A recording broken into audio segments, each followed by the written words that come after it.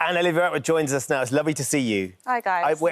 There is nothing about this show that isn't gripping and compelling. Like, you're literally sitting there watching, firstly, the people willing to talk about what they're going through. Secondly, the processes and the treatments that they have.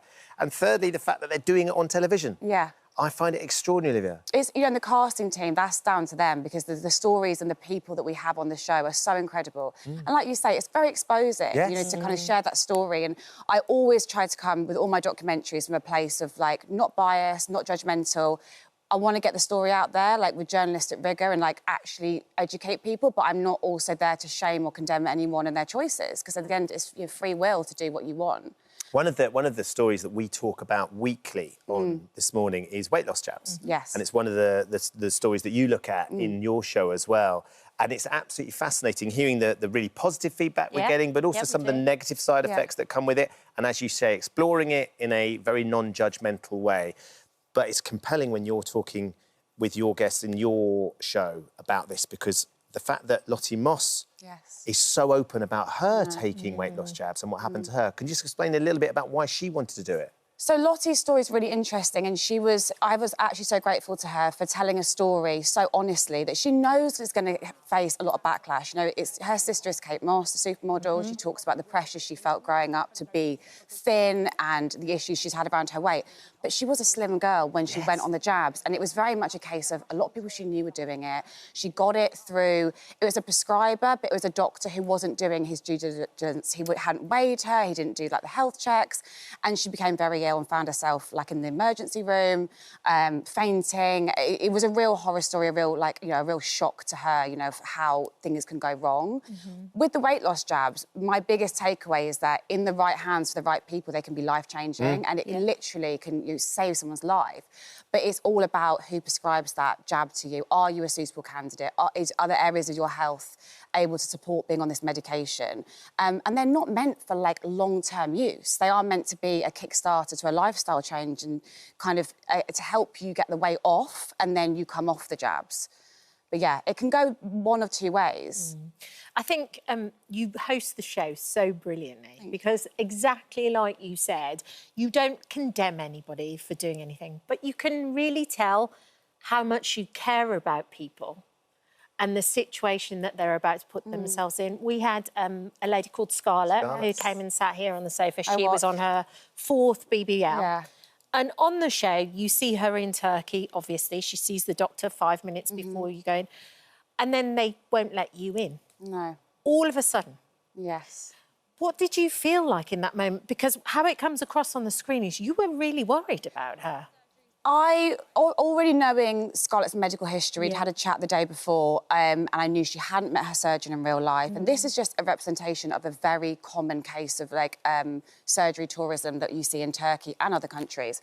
And so there was a lot, you know, there was a lot at play there. And really, I was about to be scrubbed up, and they just came in and said, you're not allowed to go in at this point. So obviously, you know, being sceptical, it just feels uneasy. It feels unsettling, and you kind of... There was a concern for this young girl. Like, I thought if that was my mum or my sister, I would be really worried. She wouldn't have been able to have the treatment here in the UK, I don't think, would she? She would have struggled probably to find anyone that would operate on her. And I think that's where Turkey, you know, is successful in getting so many surgeries, is because they have different regulations to us. So they will do surgeries to more extreme levels, and they'll do surgeries on people that a doctor on Harley Street would just simply say no. Yeah. What's the toughest thing you've seen? Because when I watched it, there's a lady called Amanda who has a facelift. Yeah. But she's awake. They are separating her skin from her muscle on her cheek. Yeah, facelift and...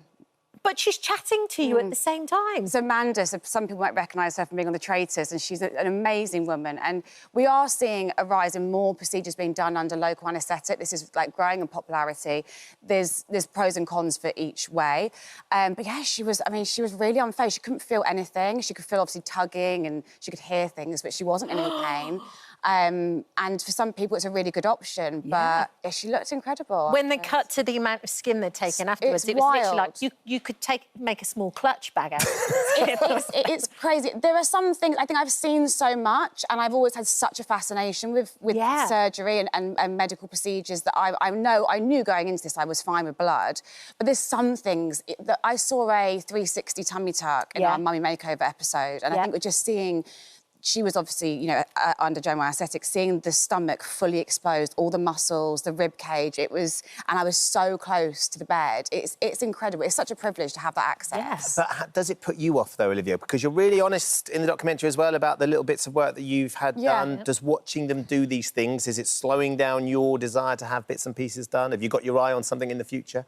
I mean, it's always interesting to watch, and you can think, oh, yeah, maybe me. But it's interesting as well, because things, you know, I look at and I think I would never do that now that I've watched it.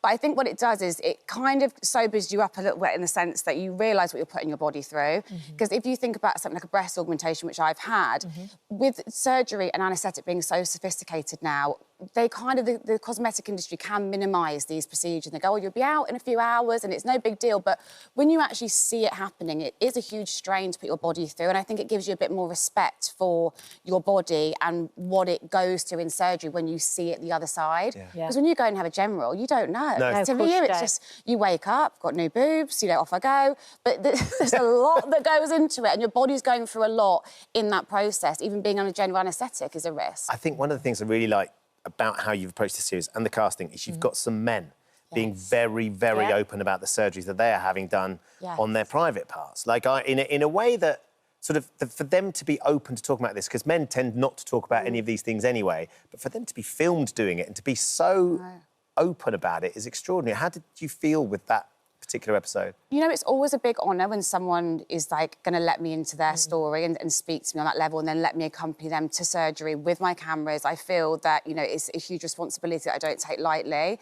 I think the man episode is really important because predominantly we know that women have felt the pressures of looking a certain way in society and have always been the primary customers for cosmetic procedures, but there is a massive incline in men coming forward for cosmetic procedures now. However, the stigma is really there and the prejudice, and I think there's a lot of embarrassment around it. So I think that by doing an episode where we look at men having treatments, it kind of helps men feel less ashamed. And also some of these issues, I mean, one of the guys we saw, you know, these are functional issues sometimes, and they're not just cosmetic. They have a cosmetic result, but also functionality can be an aspect. So you've had treatments yourself. You've also now seen all these different operations that you can... What would be your advice to any of our viewers that are sat there at home thinking, you know what, this specific area of my body drives me crazy. I'm gonna do it. What would be your advice? I think, so the show being aptly named The Price of Perfection, it's you have to weigh up what is your version of perfection, and that's what we see across this series. There is no such thing as perfect. Everyone has a different view of what that is. And what price are you willing to pay? That means financially, that means emotionally, physically. I think you have to weigh that up because most surgeries, it's not a one-time thing. So you need to think of the future of that. Can you financially afford to do a revision if something goes wrong? Have you got someone that can care for you if you get ill?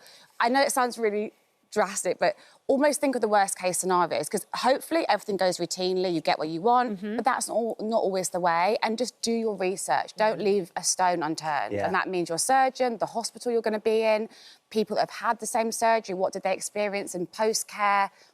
Make plans, because more often than not, it will be fine.